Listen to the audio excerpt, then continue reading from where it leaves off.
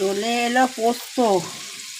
আপনি খান তো রোজ, তো এইভাবেতে কে কে পোস্ত খেতে ভালোবাসেন বলবেন বন্ধুরা, দাদা দিদিরা। ঠিক আছে,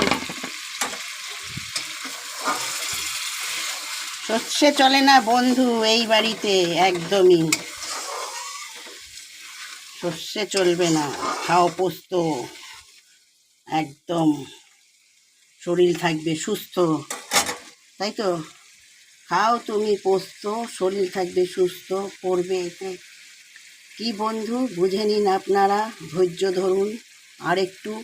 চ্যানেলটি করব বন্ধ। টাটা বন্ধু, আসি, বেশি কথা নয় আর।